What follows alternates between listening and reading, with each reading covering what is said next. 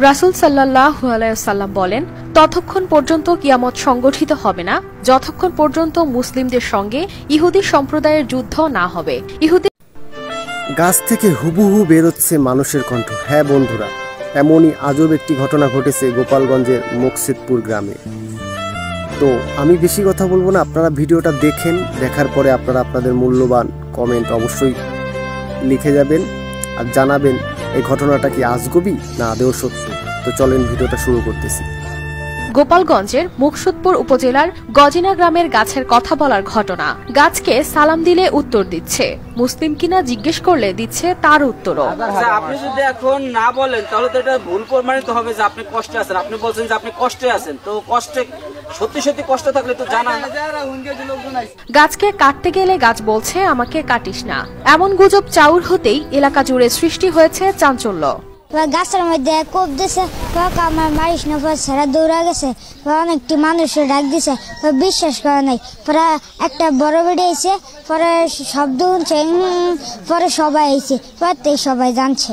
আমি সালাম দিলাম, গাছে বলে যাই বলি না কেন আমি হি বলে। গাছ কথা বলে, এমন ঘটনা মুহূর্তেই ছড়িয়ে পড়ে সামাজিক যোগাযোগ মাধ্যমে। তাই গাছের সাথে কথা বলতে ভিড় করেন অসংখ্য মানুষ। কেউ মনের আশা পূরণের জন্য মানত করেন, কেউ নিয়ে আসেন টাকা পয়সা, কেউ আনেন হাঁস মুরগি। আর মানুষ এইটা শুনগা অনেক কিছু মানত করে আনগিয়া সবকিছু আনছে। কেউ 10,000 দেবে, কেউ 1,000 দেবে, কেউ 500 দেবে, 100 দেবে। আমরা কইছি কেউ টাকা টুকা দিও না। গত 14 জুন শুক্রবার বাগানে খেলা করছিল বাড়ির শিশুরা। খেলতে খেলতে এক পর্যায়ে পাশে থাকা একাশিয়া গাছ বা লম্বু গাছে ধারালো অস্ত্র দিয়ে আঘাত করে শিশুরা, আর তাতেই গাছটি নাকি কথা বলে ওঠে। পরে বাড়ির লোকজন জানতে পেরে গাছের গায়ে কান পেতে আওয়াজ শুনতে পান, আর এই গুজব ছড়িয়ে পড়তেই শুরু হয় চাঞ্চল্য। কুদিয়ে না কি জানি কাছি দিয়ে হয়তো যে কোনো একটা দিয়ে গাছে আঘাত করছে। আঘাত করার পরে গাছে একটা কোয়ানের শব্দ হচ্ছে, এরকম করে। ও ভয় থেকে হাতে কিছু সরে গেছে। পরে সে ধরনের আমাকে মতন বড় মানুষ এসে দেখছে যে না ঘটনা সত্য। পরে আমার স্বাস্থ্য ওই ফরিদ ও আইসে আই দেখে না, ও পরে সে সবাই জানাই দিছে। লোকজন ভিড় করে বিধায় গাছের মালিক এতে গোবর লেপে দেন, আর এরপর তিনি অসুস্থ হয়ে পড়লে সকালেই গোবর পরিষ্কার করে দুধ আর ডাব পানি দেওয়ার ব্যবস্থা করা হয়। কাকি আর কি এত লোক আসে দেখে বিরক্ত বোধ মনে করে, তো ওই কাকি আর কি গাছে গোবর দিছে যে লোকজন যাতে না আসে। গাছে গোবর দিছে, গোবর দেওয়ার পরে সে নাকি একটু অসুস্থ হয়ে গেছে। গোবর দেওয়ার পরে পরে সকালে গোবরটা আর কি ধুয়ে দিছে, ধুয়ে দেওয়ার পরে দুধ পানি দিছে, ডাব দিছে। স্থানীয়রা জানান, গেল এক সপ্তাহ ধরে কথা বললেও গত 21 জুন বৃষ্টির পর থেকে আর কথা বলছে না গাছটি।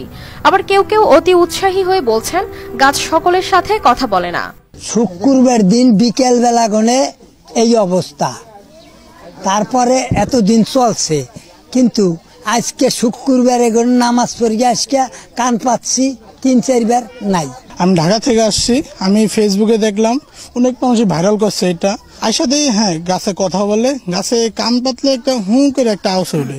তবে অনেকেই মনে করছেন অনুসন্ধান করে ঘটনার সত্যতা উদ্ঘাটন প্রয়োজন। সঠিক তদন্ত হলে বিষয়টি গুজব কিনা তা জানার পাশাপাশি প্রতারণার হাত থেকে রেহাই পাবে সাধারণ মানুষ। মনে হয় যে এটার আরো কিছু যথার্থতা অনুসন্ধান হওয়া উচিত, যে আসলে এর সত্যতা কতটুকু আছে, তাই না?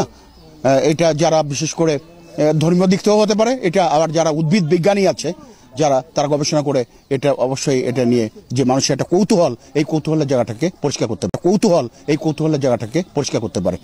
এছাড়া পবিত্র কোরআনে সূরা নূরের 41 নং আয়াতে বলা হয়েছে, গাছও তাদের নিজস্ব ভাষায় আল্লাহর তাসবিহ পাঠ করে। তাদেরও নিজস্ব ভাষা আছে, তবে গাছের সেই ভাষা সাধারণ মানুষের শোনা বা বোঝার কথা নয়। তবে গবেষণা জার্নালগুলো বলছে অদূর ভবিষ্যতে হয়তো এমন প্রযুক্তি আসবে যা দিয়ে গাছের ভাষাও বোঝা যাবে।